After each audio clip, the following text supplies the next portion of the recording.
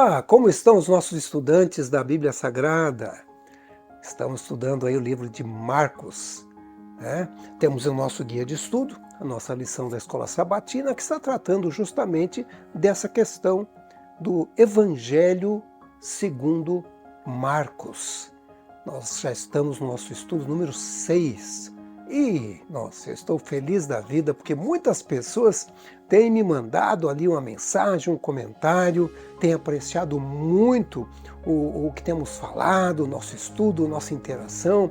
Eu estou contente com vocês, viu? Vocês que têm comentado. Ah, você não comentou ainda? Então, é agora. Comente aí, faça a sua pergunta, né?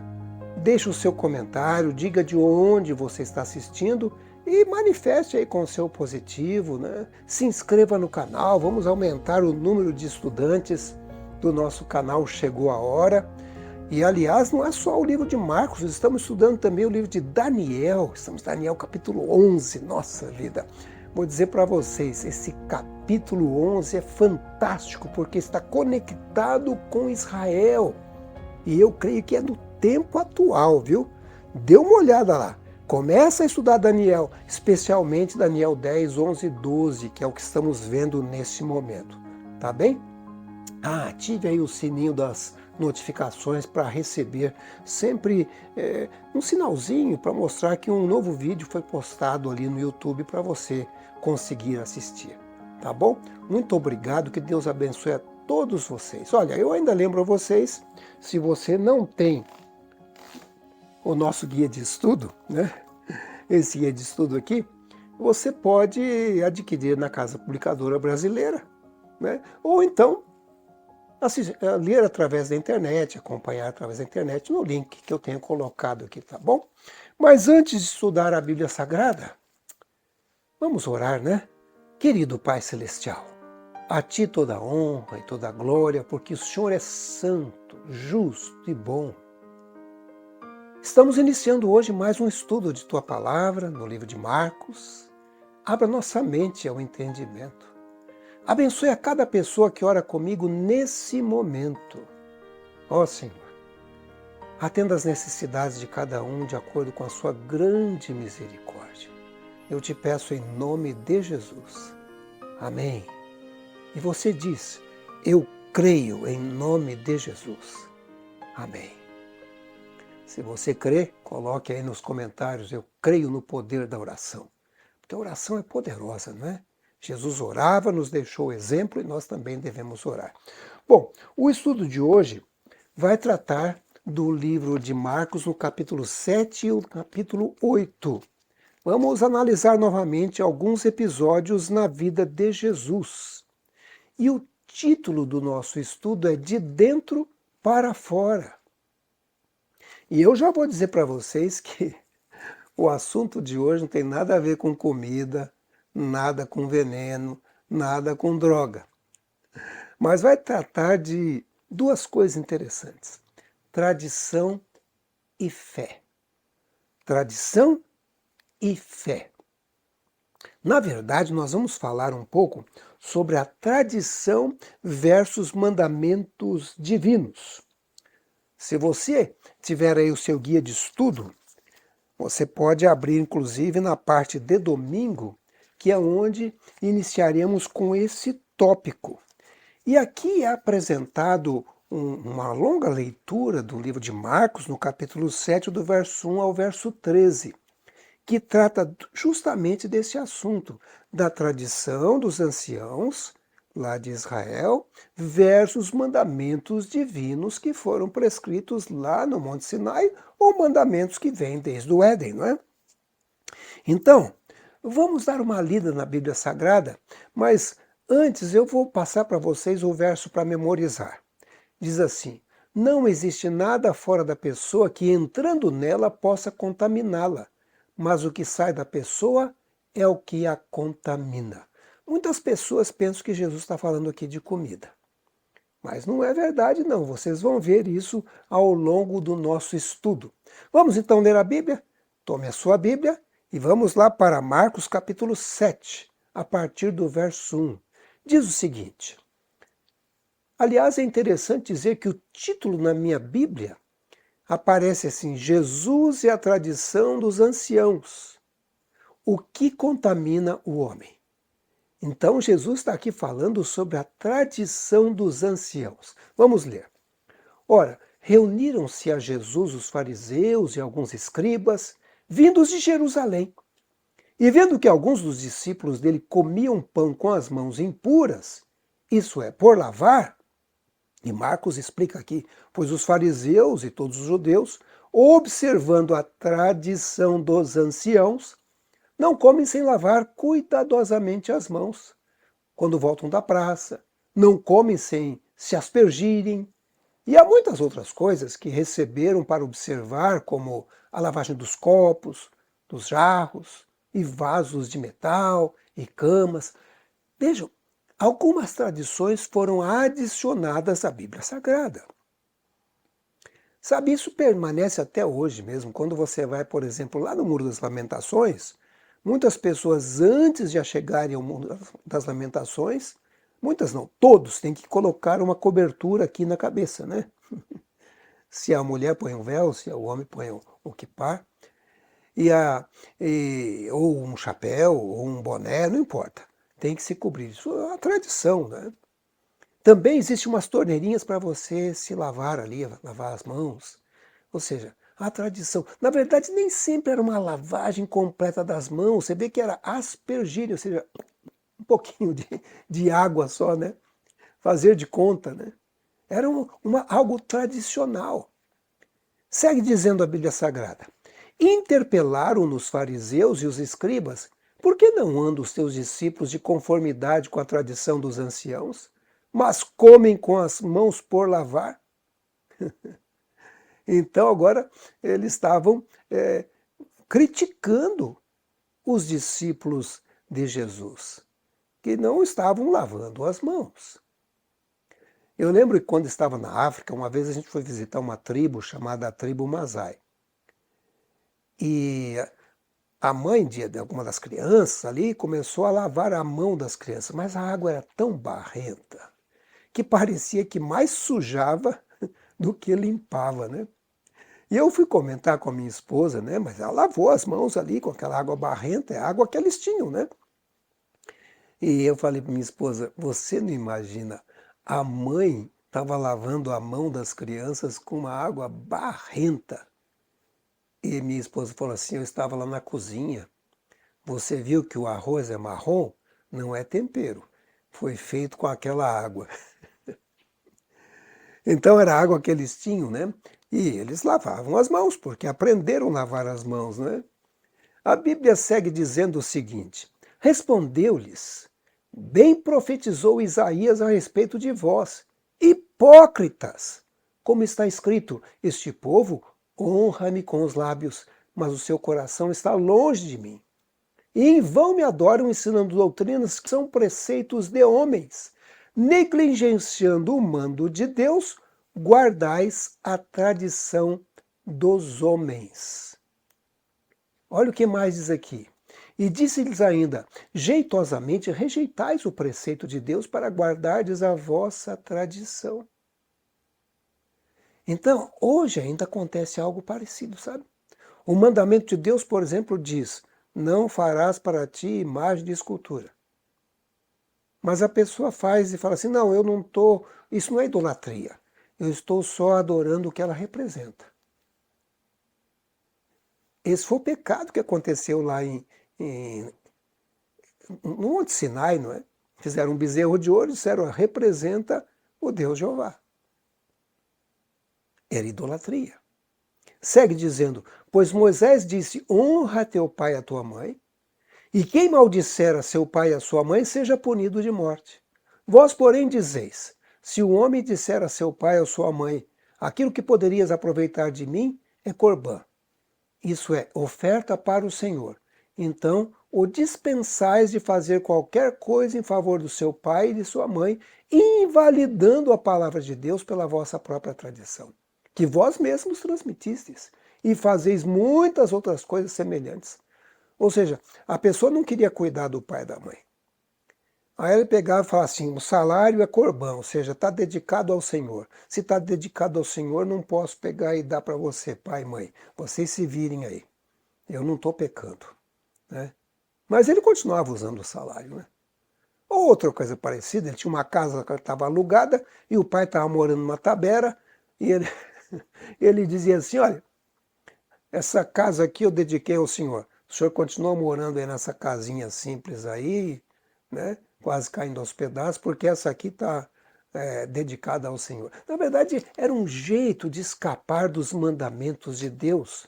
Era a tradição. Vejam quantas vezes se repete essa palavra tradição. Olha primeiro aí. Observando a tradição dos anciãos, não comem sem lavar. De conformidade com a tradição dos anciãos. Negligenciando o mando de Deus, guardais a tradição dos homens. Jeitosamente rejeitais o preceito de Deus para guardares a vossa própria tradição. E invalidando a palavra de Deus pela vossa própria tradição que vós mesmos transmitis. E hoje em dia nós temos ainda coisas tradicionais, né? A tradição nem sempre é ruim, mas quando ela fica no lugar da Bíblia, no lugar daquilo que Deus fala, aí tem alguma coisa errada, né? Você não obedece o mandamento de Deus, mas vai obedecer à tradição. Então Jesus aqui, nesse texto de Marcos, capítulo 7, 1 a 13, ele está falando sobre a tradição dos judeus. Coisas que foram sendo acumuladas ao longo de muitos anos. Né? Muitos anos. Ellen White, inclusive, fala sobre isso no livro O Desejado de Todas as Nações. Ela diz assim, as regras sobre purificação eram inúmeras. A vida inteira não era suficiente para aprender todas elas. Enquanto o povo se ocupava com insignificantes distinções e observâncias não exigidas por Deus, sua atenção se desviava dos grandes princípios de sua lei. Cristo buscava livrar da escravidão, da tradição, todos os que verdadeiramente desejassem servir a Deus. Olha que coisa impressionante, né? Existe um texto aqui no livro de Marcos que muitas pessoas pensam que está falando de comida. Né? Isso nos leva ao próximo tópico da nossa lição, que aqui é chamado parte de segunda-feira, onde o título é Mãos Puras ou Coração Puro? Ponto de interrogação aí. Mãos puras ou coração puro? E aí, quando eles olham, por exemplo, aqui o verso 15 do capítulo 7, onde Jesus fala assim, nada há fora do homem que entrando nele o possa contaminar, mas o que sai do homem é o que contamina. Se alguém tem ouvidos para ouvir, ouça. Olha que coisa interessante, né? Aí eu coloquei essa figura aí, essa fotografia, né? Nós temos ali um veneno, temos carne contaminada, com um vírus terrível ali, e nós temos ainda uma maionese fora do vencimento. Será que isso contamina o corpo se eu comer, se entrar no meu corpo?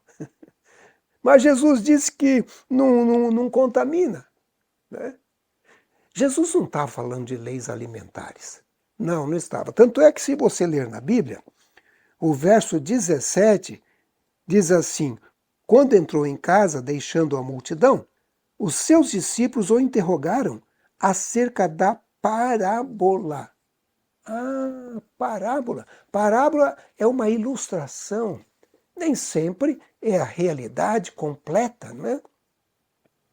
Jesus, por exemplo, contou parábolas, né, sobre cortar a mão e entrar no céu sem a mão. Olha, ninguém vai entrar no céu sem a mão. No céu as pessoas serão perfeitas, né? Mas era uma parábola, era uma ilustração para que as pessoas não esquecessem. E a nossa lição, ela faz o seguinte comentário. O que Marcos 7,19 quer dizer ao explicar que Jesus purificou todos os alimentos, não é que as leis alimentares foram abolidas, mas que as tradições a respeito da contaminação pelo toque eram inválidas. Essas tradições incluíam a ideia equivocada de que se um judeu poderia ser contaminado ao entrar em contato com gentios, então poderia ser contaminado pelo contato com alimentos que eles haviam tocado. Que coisa impressionante, né? As pessoas começarem a pensar sobre isso.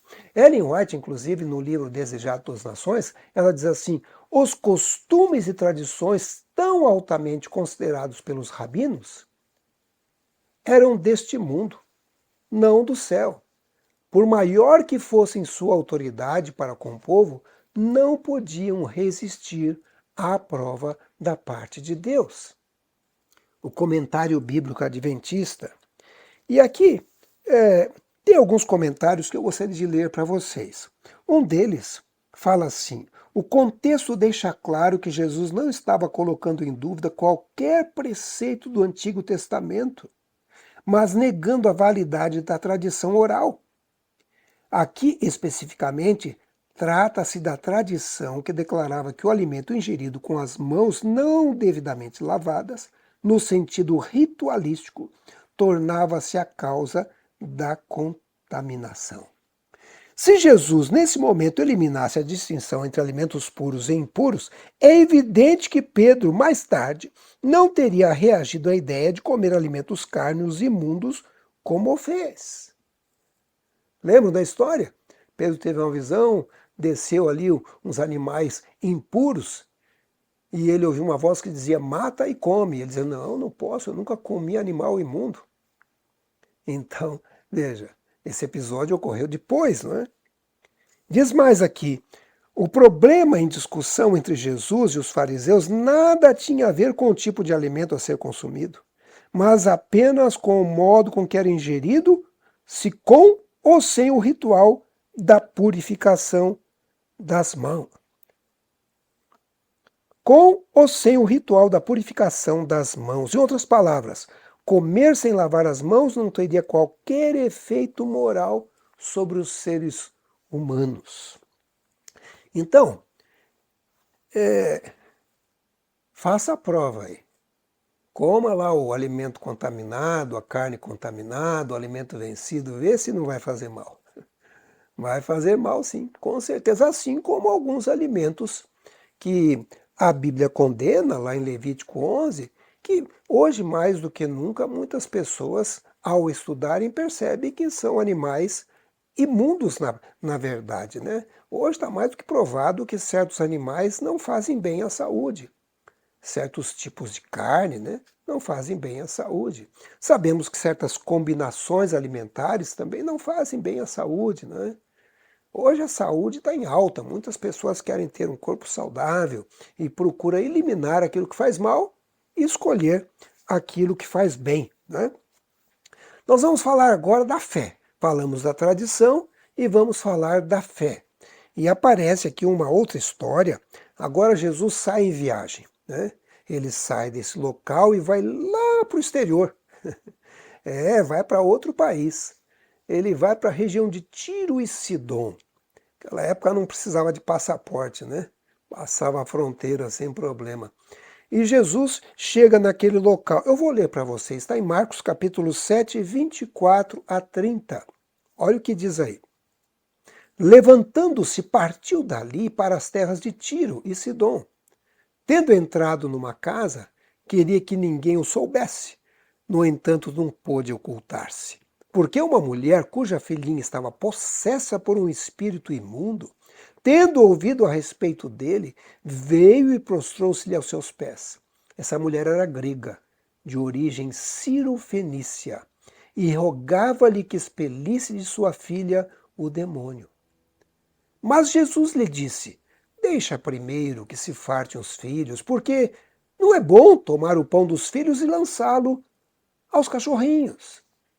Ela, porém, lhe respondeu: sim, Senhor, mas os cachorrinhos debaixo da mesa comem das migalhas das crianças. Então lhe disse: por causa desta palavra, podes ir. O demônio já saiu de tua filha. Voltando ela para casa, achou a menina sobre a cama, pois o demônio a deixara. Então Jesus agora faz uma caminhada ao exterior, vai a Sidom, veja no mapa aí a caminhada que Jesus fez. Eu pus assim uma seta em linha reta para você perceber o caminho, mas provavelmente o caminho é esse onde está a seta em preto, né? Vai contornando ali algumas montanhas, é uma região montanhosa, até chegar lá do outro lado das montanhas, no Líbano, hoje em dia, né?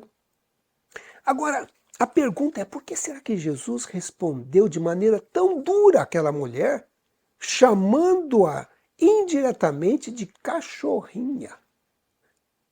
Que coisa, né? Por que Jesus fez isso? Chamar de filhinha, chamar de.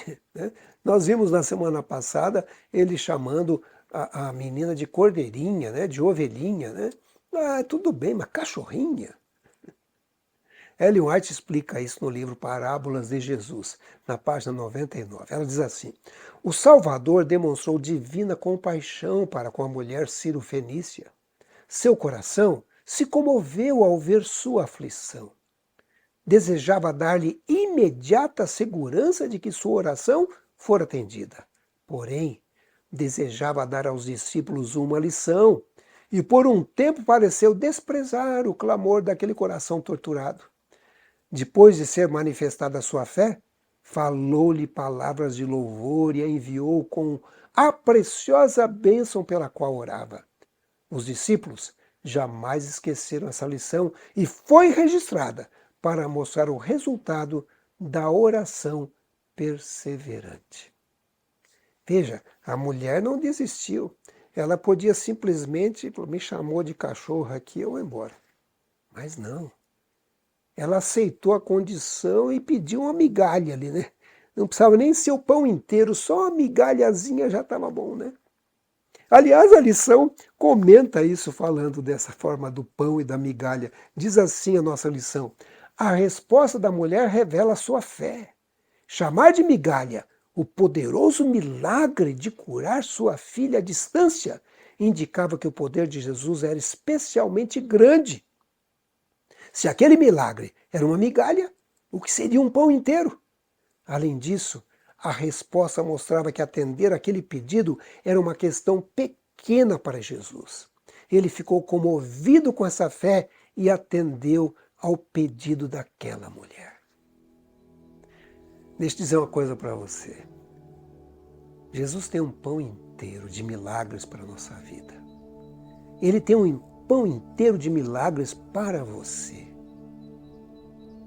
Você pode suplicar. Suplique um pedacinho, uma fatia, uma migalha, né? Porque mesmo uma migalha na mão de Jesus é poderosa. Você pode pedir, você pode orar. Qual é a sua necessidade? Está passando por algum problema, alguma dificuldade? A mulher cananeia não perdeu a sua fé, se agarrou ali àquela esperança que há em Jesus.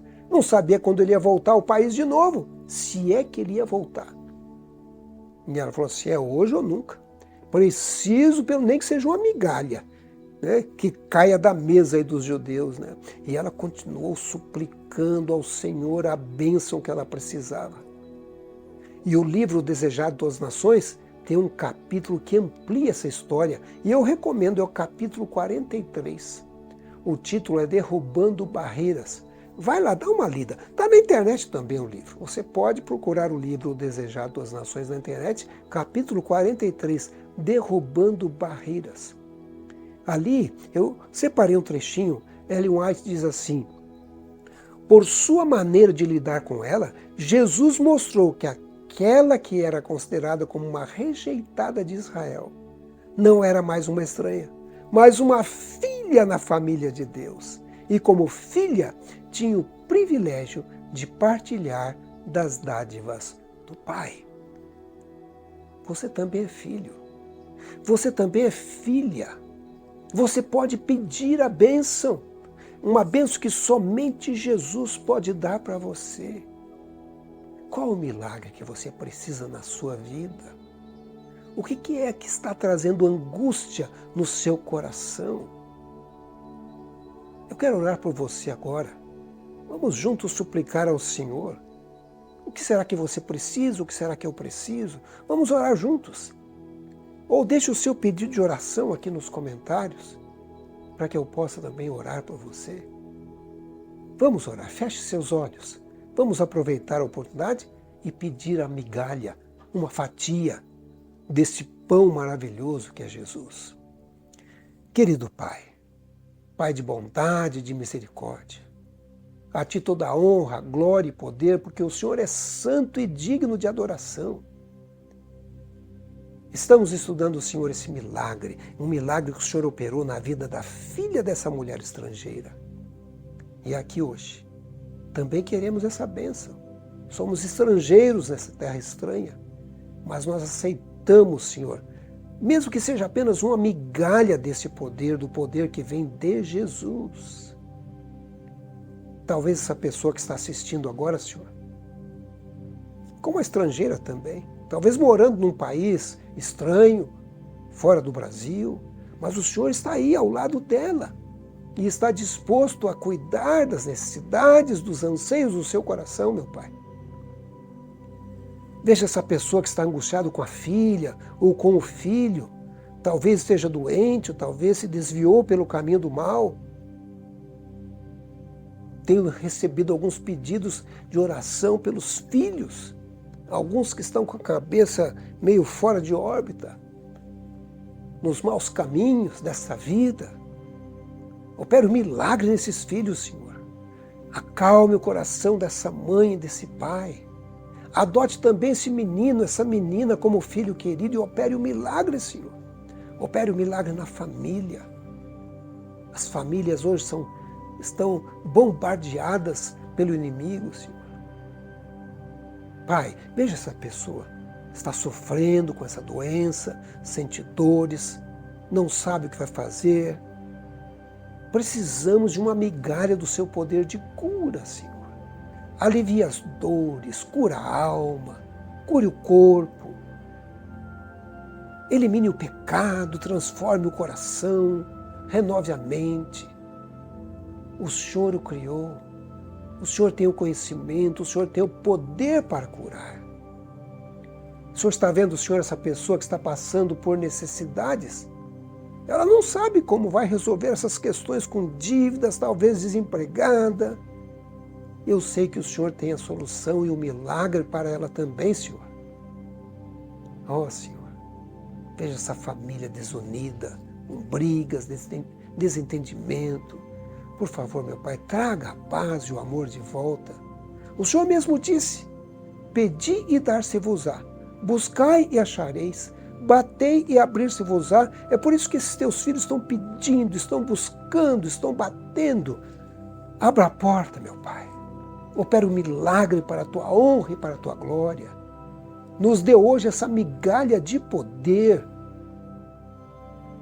Eu sei que o Senhor tem o poder de nos dar a fatia inteira desse pão da vida que cura, que transforma, que traz paz, que alivia o sofrimento, que promove a união. Senhor, nós sabemos que não merecemos. Somos pecadores, mas confiamos em tuas misericórdias. A minha Bíblia diz que elas não têm fim. O profeta Jeremias disse que as tuas misericórdias se renovam a cada manhã. Senhor, estenda a tua misericórdia para essa pessoa que ora comigo nesse momento. Não porque somos bons, mas porque o Senhor é Deus forte, maravilhoso, poderoso, Rei do universo, Criador e mantenedor de tudo. Confiamos em Ti, Senhor. Nos dê agora a certeza de que fomos ouvidos por Ti e que receberemos também uma porção do Teu poder. Eu te peço no poderoso nome de Jesus Cristo, meu Salvador e Redentor. Amém. E você aí diga, eu creio. Amém. Amém. Amém. Não terminou ainda. Tem mais milagres. Tome aí sua lição. Vamos para a parte de quarta-feira. Fala da cura de um surdo gago. Não é mudo. Gago. Ele tinha ali uma dificuldade de fala. E a história aparece em Marcos capítulo 7, do verso 31 a 37. Diz assim, de novo se retirou das terras de Tiro e foi por Sidom até ao mar da Galileia, através do território de Decápolis. Então lhe trouxeram um surdo e gago, e lhe suplicaram que impusesse as mãos sobre ele. Jesus sai lá do outro país, dá uma volta e vai chegar do outro lado do mar. Nossa vida, como Jesus caminhou, nem sei quanto tempo levou. E agora lhe trazem um surdo, e um surdo gago. E a Bíblia diz assim: Jesus, tirando-o da multidão à parte, pôs-lhe os dedos nos ouvidos, lhe tocou a língua com saliva. Depois, erguendo os olhos ao céu, suspirou e disse: Efatá, que quer dizer abre-te. E a Bíblia continua dizendo então do resultado: abriram-se-lhe os ouvidos e logo se lhe soltou o empecilho da língua e falava desembaraçadamente, mas lhes ordenou que a ninguém o dissessem. Contudo, quanto mais recomendava, tanto mais eles divulgavam. Maravilhavam-se sobremaneira, dizendo: tudo ele tem feito esplendidamente bem, não somente faz ouvir os surdos, como falar os mudos. Vejam vocês aqui que Jesus manifesta o seu poder criador, não é? Uma coisa, ele toca. Lembra quando ele criou o homem? Ele fez assim um barro, né? Uma estátua de barro e soprou nas narinas, né? Ele, pelo poder de sua palavra, também foi criando as coisas. E agora, pelo poder da sua palavra, ele fala para abrir o ouvido desse homem. Abre-te, né? Efatá, na língua deles, né? E abrir os ouvidos. A língua voltou a funcionar. Uma coisa interessante é que Jesus usa a saliva para a cura, porque muitas vezes não sabe totalmente todos os mistérios, né? Mas talvez ele suspirou, diz a lição, ao pensar que tinha pessoas que os ouvidos estavam fechados a, a ouvir a verdade, né? Quanta gente não quer ouvir a verdade? Olha, a lição fala sobre como o Criador recria. Diz assim o comentário da nossa lição: Jesus compreendeu a situação difícil do homem e o chamou de lado, em particular. A maneira como o Senhor curou o homem é curiosa. A gente está comentando aqui, né? Ele colocou os dedos no ouvido do homem, cuspiu, tocou a língua dele e suspirou. É fácil perceber que Jesus tocou nas partes do corpo que iria curar. Mas por que o suspiro? Ele suspirou ao pensar nos ouvidos que, se não abriam a verdade, e nas línguas que se recusavam a reconhecê-lo como Redentor. Ainda hoje tem muita gente que o ouvido está tapado para ouvir a palavra de Deus. Ouve um monte de coisa, é um monte de porcaria. Mas a palavra de Deus, não quero ouvir isso não. Guarde para você. Muito obrigado. Vamos continuar sem o milagre, né? Sem o milagre. Depois nós temos aqui a última parte, que fala sobre o fermento dos fariseus. Na verdade, diz: cuidado com o fermento dos fariseus.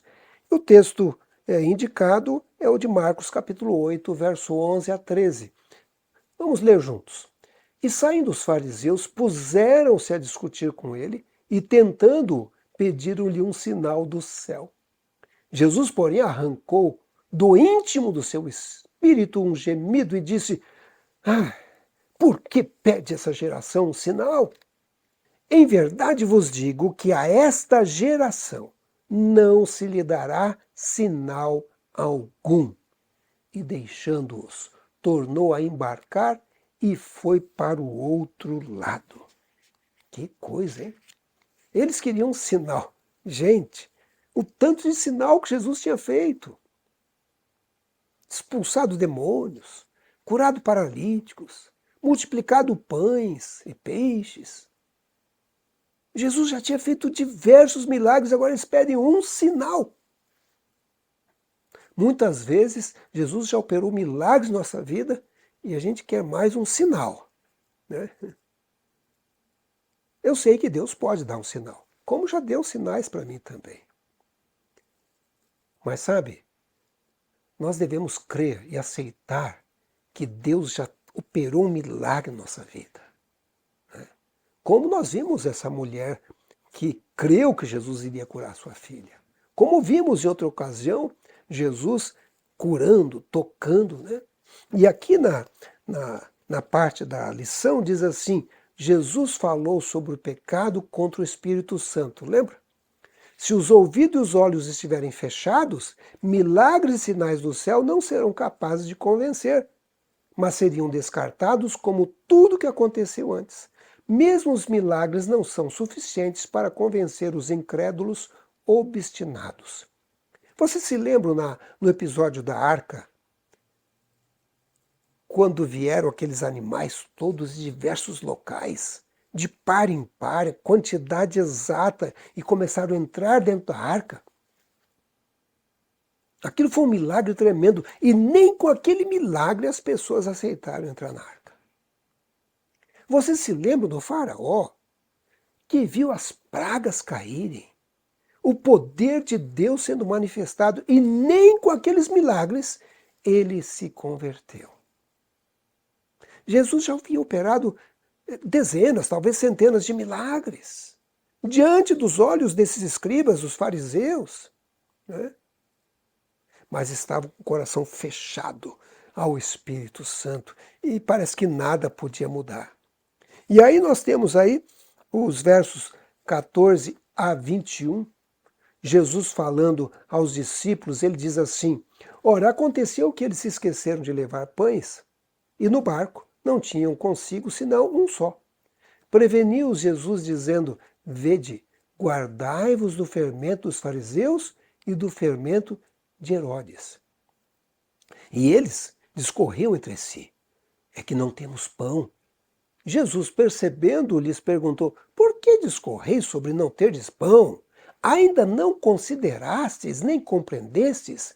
Tendes o coração endurecido?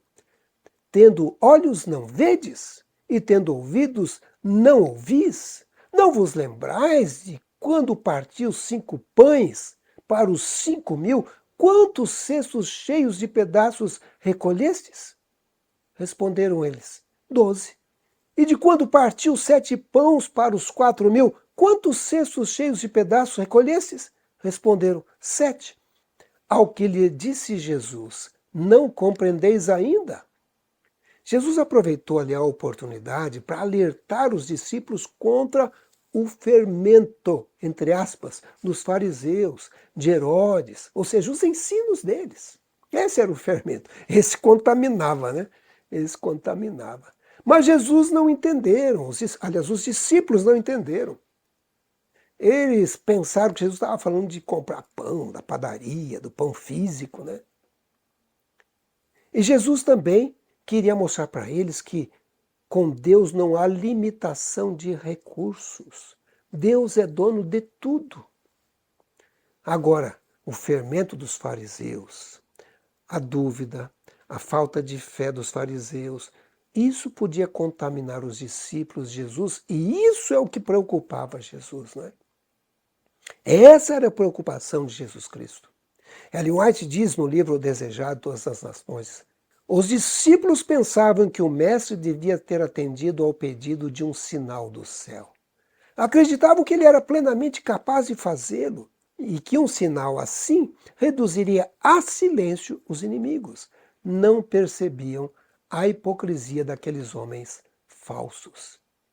Meses mais tarde, Jesus repetiu o mesmo ensino. Ele começou a falar primeiramente seus discípulos, dizendo, tenham cuidado com o fermento dos fariseus, que é a hipocrisia. Isso está em Lucas 12, verso 1. O fermento adicionado à farinha age imperceptivelmente, mudando toda a massa, segundo a sua natureza.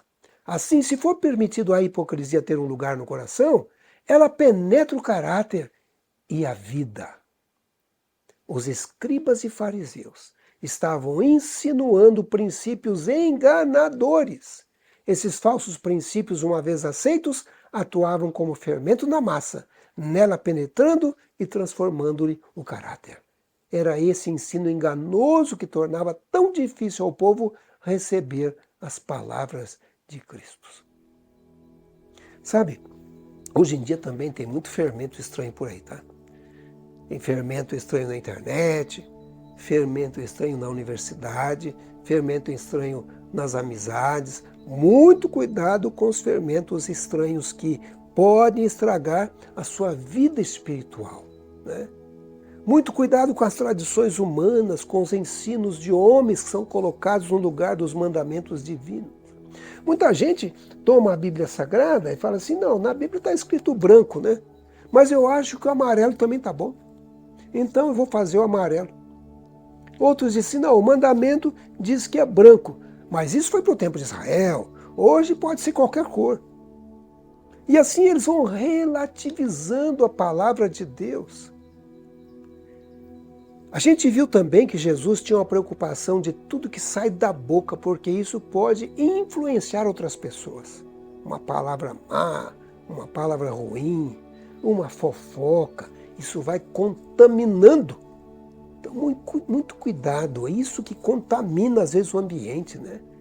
Tem pessoas que são tóxicas, que contaminam o ambiente. Vimos também no Evangelho, aqui no Evangelho de Marcos, os milagres de Cristo, eles não eram apenas para os judeus, mas também para as pessoas de fora, para aqueles que são adotados, como você e como eu. Somos adotados na família de Deus. Pertencemos hoje à família de Deus e somos filhos e filhas. Os milagres são para nós. Somos filhos de Deus pela criação, mas também pela redenção. Nós vimos também o poder da recriação de Cristo ao curar aquele surdo gago. E Ele pode fazer isso novamente por você, por seu filho, por sua filha, por sua esposa, pelo seu esposo. E quando Ele voltar em glória e majestade, seremos glorificados, né? E finalmente, a mensagem final é para a gente tomar cuidado, hein? Com o fermento do inimigo que está por aí influenciando o povo de Deus. Quanta gente acaba deixando a igreja porque deu ouvido à serpente, foi contaminado pelo fermento, né? Nós temos a música sacra de adoração a Deus, que é tão bonita, que leva você para mais próximo de Deus. Aí vem o inimigo e põe fermento na música. Contamina a música. Ai, ai, ai. Aí aquela música já não é mais adoração, porque ela está contaminada com fermento, né? Tem um ensino maravilhoso, alguém coloca um fermento ali e aquele ensino já não é mais maravilhoso. Hoje o fermento de Satanás está presente nas coisas, tem que tomar cuidado, viu? Está na comida, nas bebidas, na internet, na TV, no cinema, por aí vai. Quem sabe hoje Jesus diria assim, cuidado com o fermento do inimigo.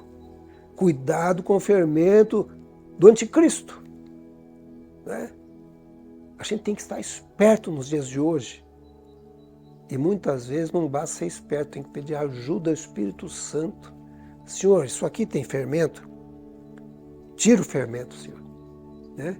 Coloque aqui a sua mão, abençoa, purifica, transforma, né? Opere um milagre. Vamos orar nesse momento, vamos pedir ao Senhor que implante em nossa vida a motivação de servir a Deus sempre.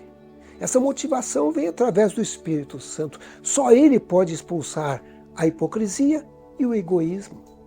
Só o Espírito Santo pode fazer a mudança real na nossa vida. Então vamos orar e fazer esse pedido nesse momento. Feche os seus olhos. Querido Pai Celestial, queremos que purifique a nossa vida, implante dentro de nosso coração o poder do Espírito Santo. Que nossa oração hoje seja, cria em mim, ó Deus, um coração puro e um espírito inabalável. Ouça o pedido de cada pessoa que ora comigo nesse momento, Senhor. Dê a bênção que cada um necessita. Eu te peço em nome de Jesus. Amém. Amém. Chegamos ao final de mais um estudo no livro de Marcos. E você gostou? Se gostou, deixa aí o seu positivo, por favor. Né? Não esquece não, faz agora. Coloque aí, clica aí, deixa aí o seu positivo e aproveita, já acione também aí o sininho das notificações.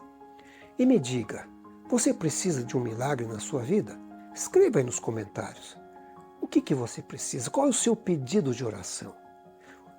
Coloque aí também o que você achou E por favor, se você está se sentindo abençoado por essa mensagem, compartilhe com os outros também. Vamos aumentar a rede de abençoados que têm assistido aos vídeos desse canal, tá bom?